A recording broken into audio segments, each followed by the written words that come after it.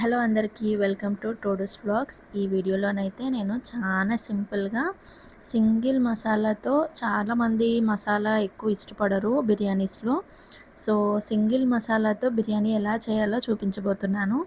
Skip చేయకుండా ఈ video అయితే చూసేయండి. అయితే 1 కేజీ రైస్, 1 కేజీ చికెన్‌తో ఈ బిర్యానీ అయితే చేయబోతున్నాను. చాలా టేస్టీగా ఉంటుందండి. సో 1 కేజీ చికెన్ తీసుకొని నీట్‌గా వాష్ చేసుకున్న తర్వాత మనము పెరుగులో చికెన్‌ని బాగా నానబెట్టుకోవాలి ఒక హాఫ్ అన్ అవర్ వరకు. దాని తర్వాత మనము అంటే ఫ్రిడ్జ్‌లో పెట్టాల్సిన పనేం లేదండి. మసాలాలు కలుపుకున్న తర్వాత ఫ్రిడ్జ్‌లో పెట్టేసుకోవచ్చు. సో ఫస్ట్ అయితే ఒక హాఫ్ అన్ అవర్ వరకి వాష్ చేసుకున్న చికెన్‌లో పెరుగు వేసి నానబెట్టుకోవాలి. దాని తర్వాత ఇంకా బిర్యానీ స్పైసెస్ అన్నీ వేసేసుకోవాలన్నమాట. ఫస్ట్ అయితే పసుపు, అల్లం పేస్ట్, ఉప్పు, కారం, గరం మసాలా, చికెన్ మసాలా, అలానే బిర్యానీ మసాలా అన్నీ మనము చాలా తక్కువ క్వాంటిటీలో వేసుకోవాలన్నమాట. ఇప్పుడు బిర్యానీ మసాలాలు బిర్యానీ కొత్తగా చేసే వాళ్ళకి ఎక్కువ ఐడియా ఉండక చాలా చాలా వేసేస్తూ ఉంటారు. సో ఏంటి అంటే హాఫ్ స్పూనే వేసేసుకోవాలి. ఏంటి అంటే బిర్యానీ తినేటప్పుడు, బిర్యానీ చేసిన తర్వాత మనకు ఎక్కువ మసాలా మిగిలిపోతుంది. మసాలా ముద్దలు ముద్దలు తీసి పక్కన పెట్టే పని లేకుండా హాఫ్ స్పూన్ అయితే వేసేసుకోవాలన్నమాట. అన్ని మసాలాలు హాఫ్ స్పూనే వేసుకోవాలి. అలానే చెక్క, లవంగ, ఇలాచి, యాలకులు, షాజీరా వేస్తాం కదా, అవన్నీ లవంగాలు 2, షాజీరా ఒక హాఫ్ స్పూన్ వేసుకోండి.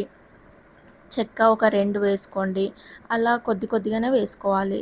దానివల్ల బిర్యానీ మీరు ఎంత తిన్నా కూడా, ఒక చిన్న బౌల్ అంతా తిన్నా కూడా మీకు ఫుల్ అనిపియదండి. సో చాలా సింపుల్గా చాలా బాగుంటుంది. ఇందులోకి గీ కూడా యాడ్ చేసేసుకోండి. గీ మంచి ఫ్లేవర్ ఇస్తుంది. బిర్యానీలో ఎక్కువ ఆయిల్ పోసేస్తూ ఉంటారు.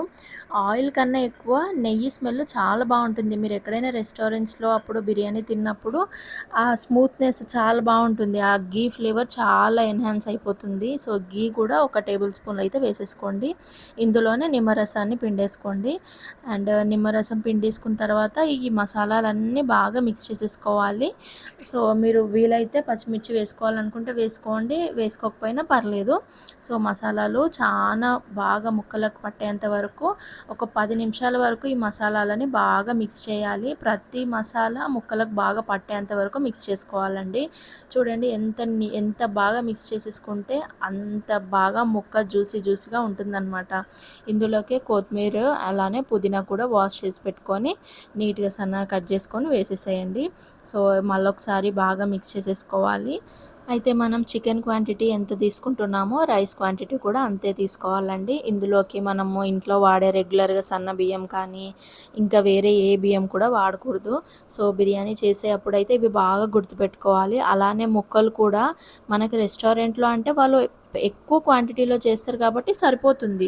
మనం ఇంట్లో చిన్న క్వాంటిటీలో చేసుకుంటాం కాబట్టి సో ముక్కలు కూడా మరీ అంత పెద్దవి అవసరం లేదు. నార్మల్ సైజులో ఉంటే సరిపోతుంది. సో ఇక్కడ నేను డీప్ ఫ్రై కోసము బ్రౌన్ ఆనియన్స్ చేసుకోవాలి కదా, దానికోసం డీప్ ఫ్రై కోసం పూర్తిగా డీప్ ఫ్రైకి మనము నార్మల్గా పకోడీ అలాంటివి వేయించుకునేటప్పుడు పూర్తిగా ఆయిల్ పోసేసుకొని బాగా వేడి చేసుకుంటాం కదా, అంత బాగా వేడి చేసుకున్న తర్వాత ఇవి డీప్ ఫ్రై చేయాలన్నమాట. ఫ్రైడ్ ఆనియన్స్ కూడా మంచిగా గోల్డెన్ బ్రౌన్ కలర్ వచ్చేంత వరకు నీట్గా దగ్గరుండి కలుపుకుంటూ ఫ్రై చేసేసుకొని పక్కకు తీసుకోవాలి.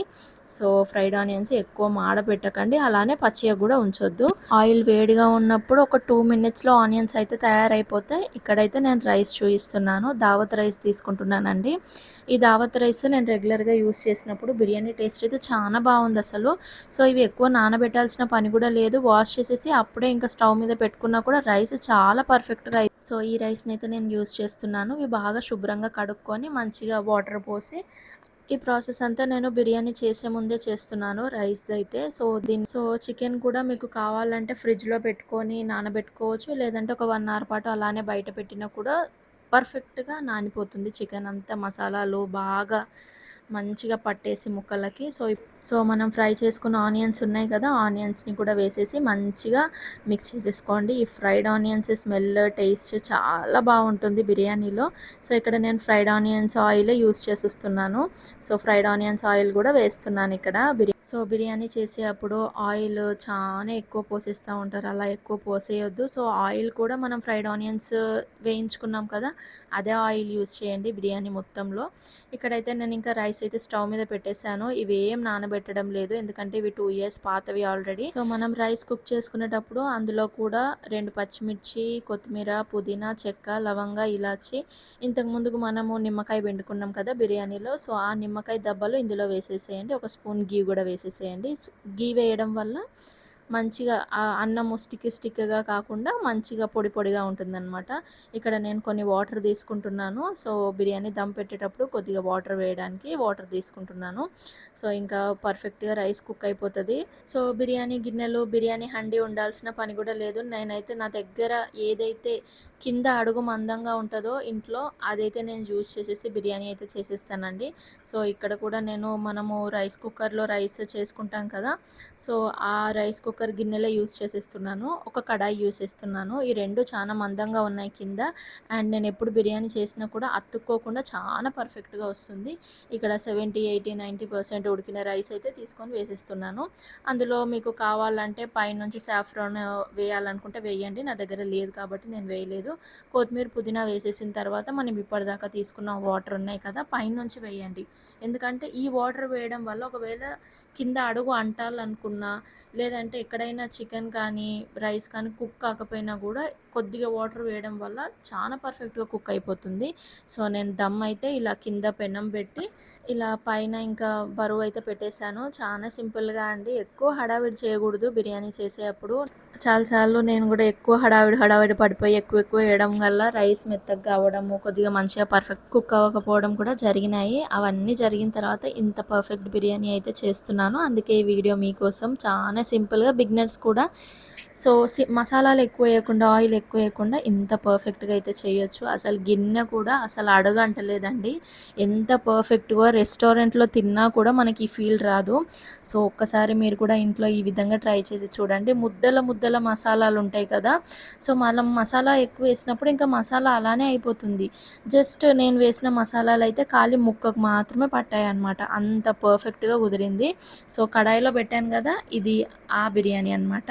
సో చూడండి పీస్ మాత్రం ఎంత పర్ఫెక్ట్గా కుక్ అయింది. రైస్ చూడండి ఎంత బాగుందో. ఒకసారి మీరు కూడా ఇంట్లో ట్రై చేసేసేయండి. ట్రై చేసినప్పుడు ఎలా వచ్చిందో డెఫినెట్గా కామెంట్ చేయండి. సో సింగిల్ మసాలా బిర్యానీ మీకు కూడా నచ్చింది అనుకుంటున్నాను. సో ఈ బిర్యానీ తిన్న తర్వాత కూడా ఎలా గ్యాస్ ఫామ్ అయిపోతుందో అనేసి టెన్షన్ లేకుండా, థమ్స్అప్లు ఎక్కువ తాగకుండా చాలా సింపుల్గా ఈ సింగిల్ మసాలా బిర్యానీ ఒకసారి ట్రై చేసి చూడండి. మీ ఇంట్లో వాళ్ళకి మీకు చాలా బాగా నచ్చుతుందండి. చూడండి రైస్ కానీ ముక్క కానీ ఎంత పర్ఫెక్ట్గా కుదిరిందో, ఎక్కడ కూడా కొంచెం కూడా మెత్తపడలేదు. ఈ వీడియో నచ్చితే లైక్ చేసి సబ్స్క్రైబ్ చేసుకోండి. బాయ్.